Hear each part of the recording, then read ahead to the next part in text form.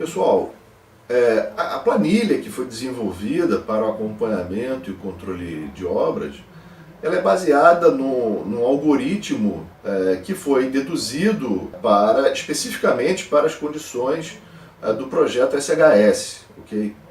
Então, esse algoritmo é um algoritmo que foi pensado de uma maneira a tentar otimizar ao máximo as condições dos recursos existentes na obra, tá? Então, vamos agora entrar na manipulação das planilhas em si, ok? Explorar um pouco como funcionam as planilhas, tá? Você pode acessar a aba Dados aqui na parte inferior da planilha em Excel e então começar a preencher essas informações, tá? Essa aba Dados é justamente aquela aba onde o usuário ele vai colocar todo aquele input, aquelas informações iniciais de acordo com a sua realidade, tá? Então vamos para o primeiro grupo de informações, que são os dados iniciais da obra. Eu tenho aqui data de início da obra, então você vai preencher com a data de início da sua obra. Nosso exemplo aqui, nós colocamos no dia 25 de dezembro de 2018. Essa seria nossa data de início da obra na nossa simulação. Em seguida, folga entre as linhas de balanço em semanas. Folga entre as linhas de balanço é o tempo que existe entre atuação de dois grupos de trabalho, tá? Ou seja, imagine que um determinado grupo de trabalho acabou as suas tarefas dentro de uma determinada linha de produção e passou para a próxima linha, né? O grupo de fundações estava na linha de produção 1 e passou para a linha de produção 2. Tá?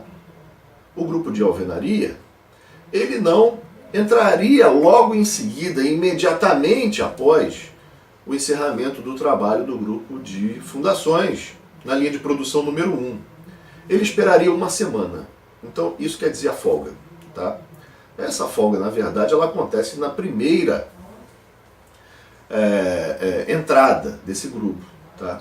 E a ideia é que cada grupo demore mais ou menos o mesmo tempo para executar os seus respectivos trabalhos nas suas linhas de produção. Então, se cada grupo demora o mesmo tempo para executar o seu trabalho em cada linha de produção, na medida em que o grupo vai para a próxima linha, os grupos vão seguindo também, os outros grupos que estão atrás dele vão também seguindo para as suas próximas linhas, mantendo uma certa distância entre si. Mas como você pode ter um pequeno adiantamento ou atraso de um grupo em relação ao outro, essa folga é importante para que um grupo não acabe se deparando com o outro grupo e então tenha que ficar parado esperando o outro grupo terminar a sua tarefa para iniciar a sua tarefa, tá? Próximo parâmetro, folga para o início da obra. Seria a espera de uma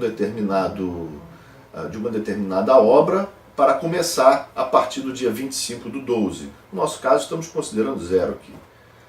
Folga para o fim de obra. Aí seria uma margem de segurança em relação ao final da obra que se gostaria. Tá? Também estamos considerando 0 aqui no nosso caso. Próximo bloco de informações seria a quantidade dos módulos a serem construídos. Tá? Na verdade, você vai preencher aqui as quantidades de casa do embrião tipo 1, 2, 3 e 4 que você vai construir. Então, antes de qualquer coisa, se você quiser saber o custo da obra, quanto tempo vai durar, né, você tem que fazer uma estimativa de quais são as casas que vão precisar ser construídas, tá, e a quantidade dessas casas. E vai colocar aqui na planilha. E depois você vai aqui totalizar essas informações. A nossa premissa aqui é que cada família ocupa uma casa. Tá? Você pode observar que aqui nós temos um total de módulos a serem construídos. Tá? Esse total de módulos ele não corresponde ao total de casas, ok? Lembrando que determinadas casas correspondem a mais de um módulo. Tá? Então a pessoa não precisa se preocupar com isso. Tá? Essa planilha, na verdade, ela foi desenvolvida de forma que as informações que o usuário precisa colocar, ele vai colocar nas células que estão brancas. Tá? As células que estão pintadas de alguma cor, o usuário não deve colocar nenhuma informação. nessa planilha, ou seja, a planilha calcula automaticamente essas informações, tá? Bom, nesse próximo bloco de informações aqui, que trata da disponibilidade de voluntários para o mutirão, primeiro você tem a quantidade máxima de mutirantes por casa em se tratando do embrião 1, tá? Que nós estipulamos inicialmente aqui ser 6, tá? O que significa isso? A quantidade máxima de mutirantes por casa se refere ao número máximo de pessoas que poderiam trabalhar ao mesmo tempo no embrião número 1, tá? Que é aquela casinha menor. No nosso entendimento, até 6 pessoas conseguiriam trabalhar sem atrapalhar umas às outras, dentro do embrião número 1. Tá? Mas nós deixamos também a possibilidade de o usuário alterar esse número. Horas trabalháveis por semana. Nós recomendamos que o número de horas trabalháveis por semana no mutirão ele não seja menor do que 40, tá certo? Que corresponde aí ao trabalho aos sábados, aos domingos e trabalho o dia todo, né, no sábado e domingo, e durante os dias da semana seria um trabalho na parte da noite. Tá? Rendimento médio dos mutirantes corresponde ao rendimento do trabalho comparado a um trabalhador que já é especialista naquele assunto. Nós estipulamos inicialmente aqui que o mutirante renderia em torno de 80% de um trabalhador profissional da construção civil, tá? Depois de sofrer uma capacitação. Okay? A quantidade de mutirantes voluntários seria aquela quantidade de pessoas para trabalhar sem ganhar no mutirão. Então, sem ganhar um salário, ok? No mutirão, tá? Então nós estipulamos aqui que cada família colocaria em torno de 2 pessoas para trabalhar, tá? E como você tem 100 famílias, você teria aproximadamente aí 200 pessoas para trabalhar, então no nosso exemplo é isso que nós colocamos. O ideal é que cada família coloque pelo menos 2 pessoas para trabalhar de forma voluntária no mutirão, senão os benefícios não aparecem, tá? Em seguida, a quantidade de mutirantes para trabalhar no apoio, que nós estipulamos como sendo 20 pessoas, tá? No nosso exemplo. Cada um, na sua realidade, pode preencher com um número diferente. Em seguida, quantidade de pessoas disponíveis para trabalhar na obra, tá?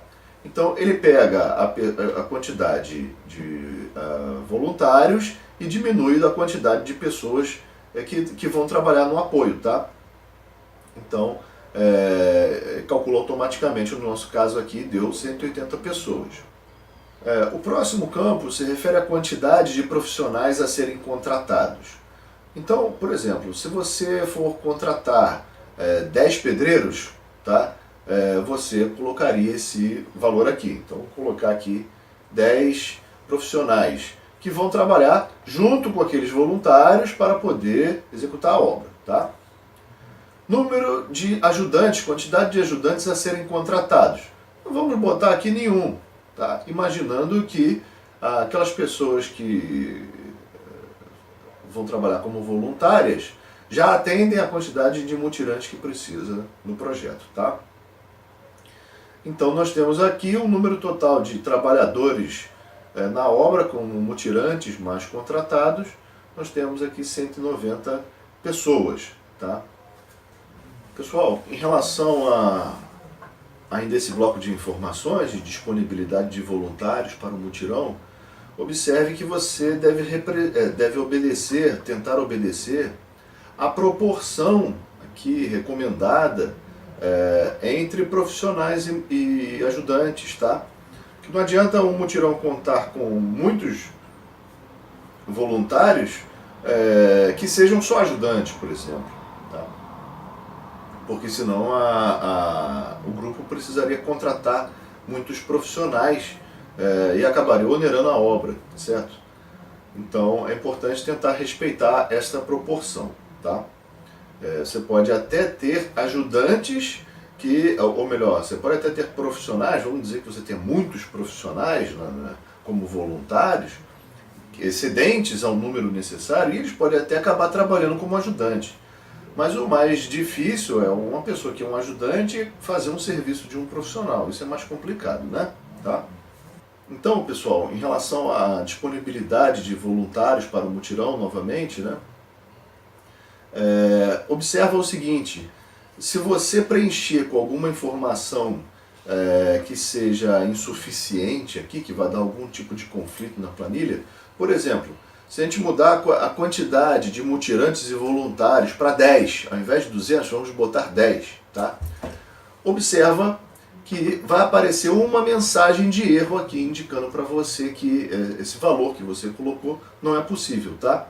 Então é uma forma de você, sempre que você preencheu um número aqui, verifique se existe alguma mensagem aparecendo que vai te orientar em como revisar o que você está preenchendo, tá bom?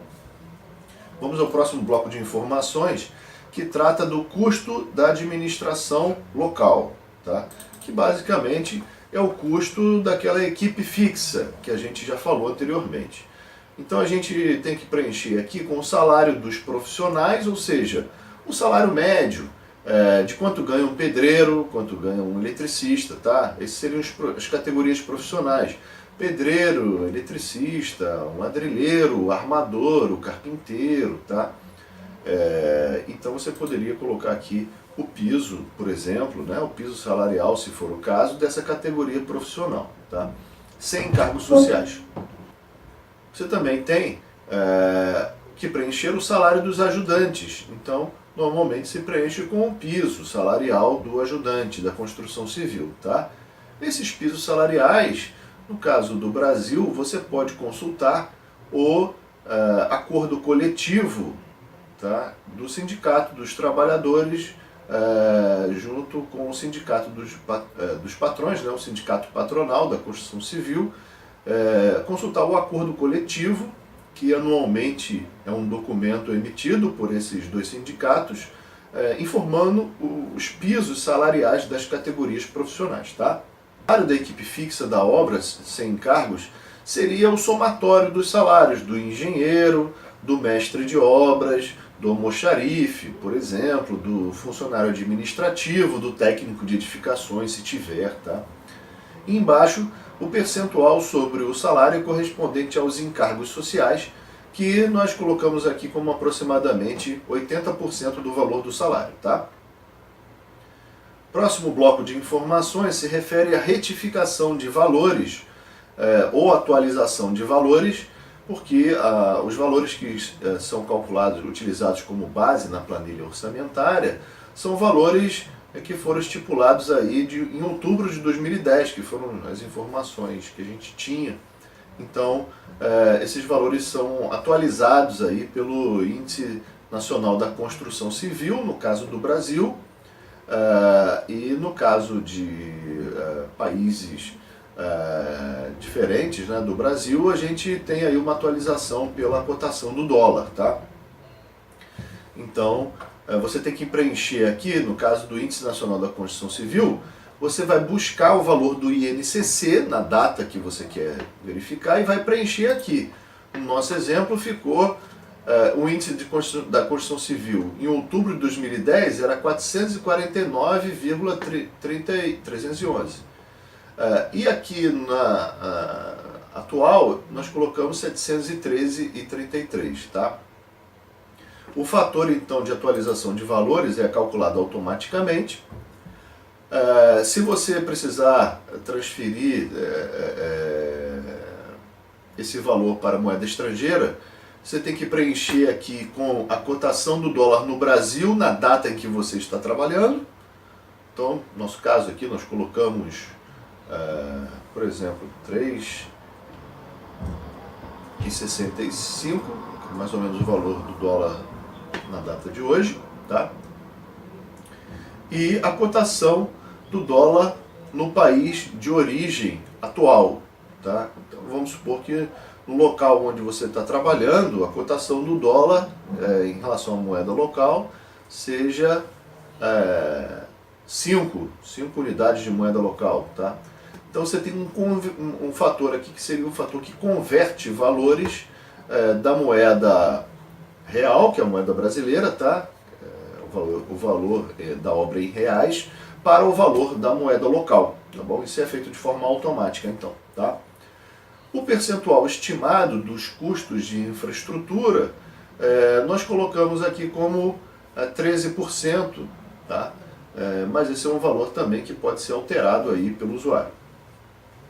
Bom, o bloco de informações aqui, ó, em relação a previsões de prazo, já é tudo calculado automaticamente, tá?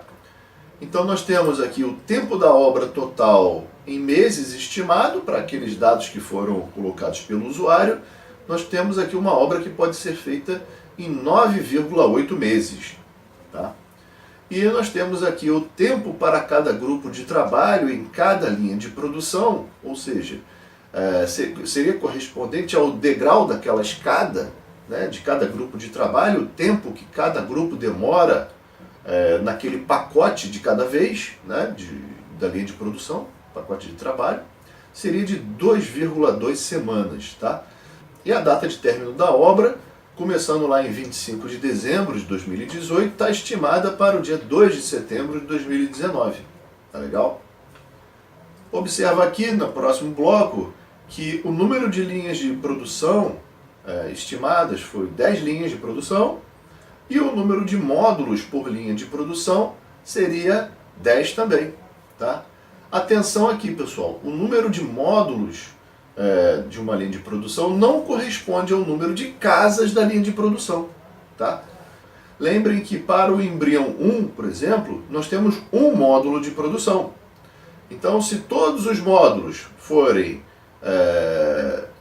todos os embriões, todas as casas, forem do tipo embrião 1, o número de módulos vai ser igual ao número de casas. Mas se todas as casas forem do tipo embrião 2, o número de módulos vai ser o dobro do número de casas. Tá?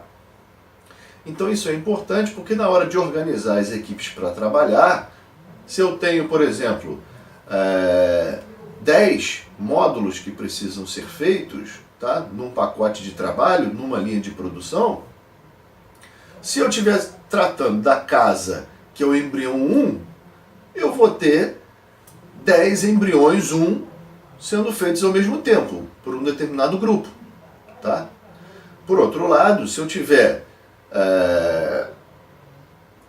embriões do tipo 2, okay? Então 10 módulos correspondem a 5 embriões do tipo 2. Então se eu tiver aí embriões do tipo 2, a minha equipe estaria trabalhando ao mesmo tempo em 5 casas, embrião 2, e não em 10 casas. Tá? Espero que tenha ficado claro isso aí, porque faz toda a diferença na hora de organizar as equipes. Tá? Prosseguindo aqui, do lado direito, nós temos o bloco de informações das datas programadas, que basicamente consistem nas datas de início e término do trabalho de cada grupo de trabalho. Tá? Então, por exemplo, aqui no grupo de trabalho número 1, que seria o de estruturas, fundações, ele iniciaria o trabalho no dia 25 de dezembro de 2018 e terminaria no dia 4 de junho de 2019. O bloco de informações de previsões de custo, que tratam justamente dos valores atualizados em reais e também oferece os valores na moeda local. Tá? Do custo total do empreendimento, aqui na primeira linha. Então, no nosso caso, para fazer 100 casas do embrião tipo 1, gastaria em torno de 5 milhões, tá? Com aquela configuração ali que a gente tinha feito, tá? De 200 mutirantes voluntários, sendo 180 para trabalhar na obra e contratando 10 profissionais, com aquele cenário ali que a gente tinha feito, tá? Em seguida, a gente tem o custo médio, o custo direto de todos os módulos, que no nosso caso deu 4 milhões e 76 aqui, né, na nossa simulação, e pode ser desmembrado em materiais e equipamentos, e no custo da mão de obra de profissionais e ajudantes. Então, observa que o custo da mão de obra, normalmente o custo da mão de obra costuma ser mais ou menos metade do custo dos materiais, mas observa que num sistema de mutirão, em que eu tivesse aí a maior parte de pessoas voluntárias, né, em torno de 200 pessoas voluntárias e apenas 10 contratadas, observa que o custo é muito menor de mão de obra. Tá? Enquanto que o custo de materiais e equipamentos está estimado em 3 milhões e 800, o custo de mão de obra está aí 224 mil reais, que é menos de 10% do custo de materiais estimado, tá certo? Temos aqui também o custo indireto de todos os módulos, que corresponde ao custo daquelas equipes que estão apoiando a execução da obra, ou seja, os encarregados, a administração local, tá? E também o custo de infraestrutura. São custos que não dizem respeito a uma casa em específica, são custos relacionados ao conjunto, mas que podem ser diluídos por casa, né? Então o custo total médio por módulo, ele já considera essa informação. O custo direto médio de um módulo, a gente já tem a informação também. Tá? Nós temos aqui, continuando a planilha de previsões de custo, o custo direto médio de um custo total médio por módulo, que seria, no nosso exemplo, o valor de 50 mil reais. Esse custo total médio aqui, ele já seria incluído em infraestrutura, custos diretos da construção do módulo, custo também da equipe incluído, e pode ser desmembrado no custo direto médio de um módulo, né? Materiais, equipamentos, mão de obra, e também aqui apresenta o custo dos encarregados da administração diluídos, né? Ou divididos por módulo, para você ver o quanto o custo da infraestrutura e da equipe está pesando no valor de cada módulo. Então, olhando aí esse bloco de informações das previsões de custo, você tem como ter uma ideia de como os gastos estão distribuídos no seu empreendimento, tá?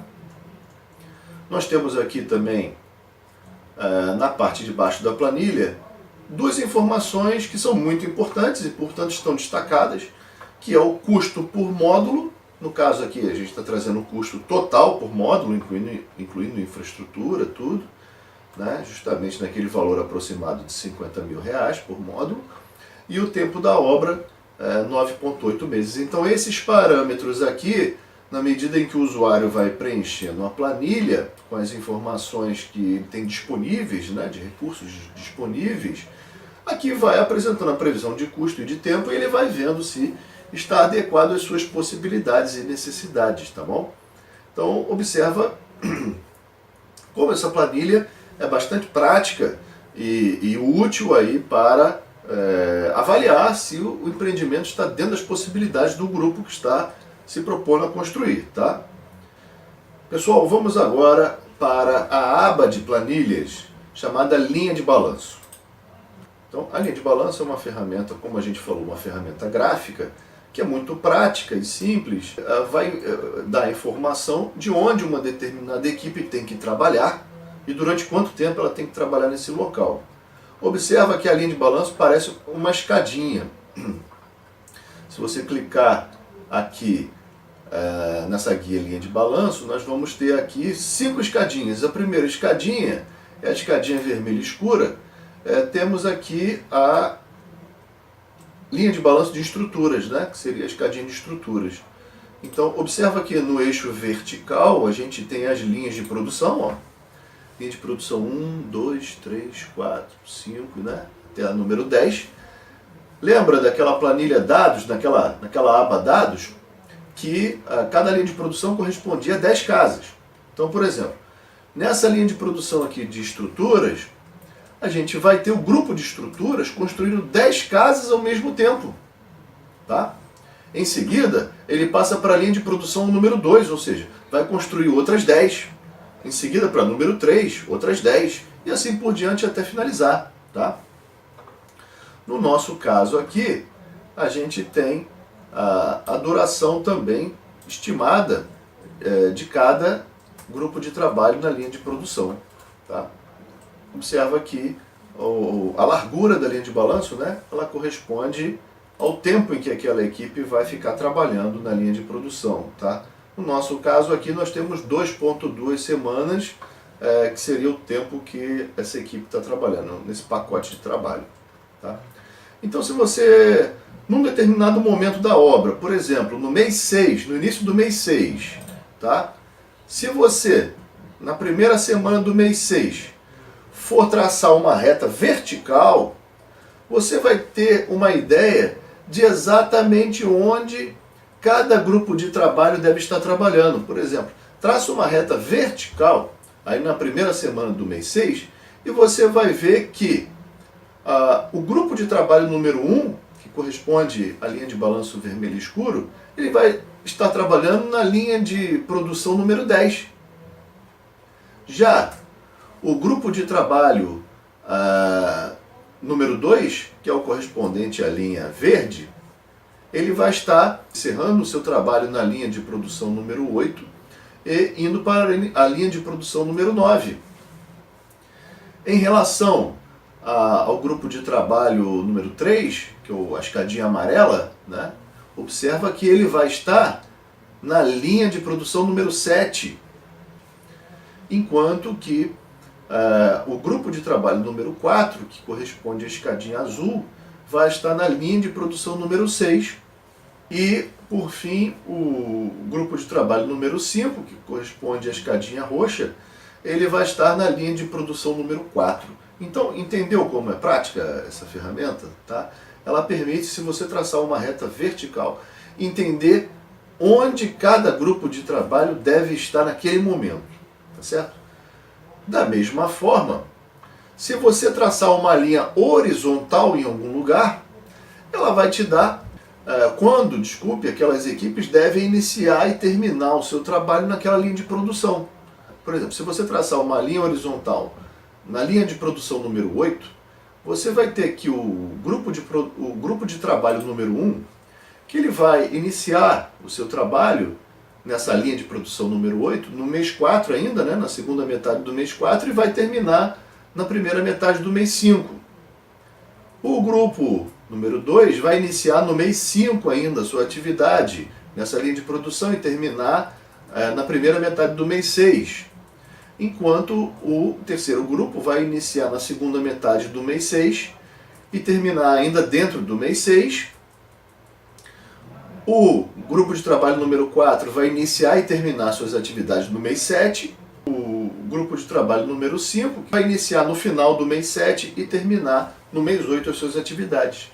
Então, entende como essa ferramenta é bastante prática e visual, tá?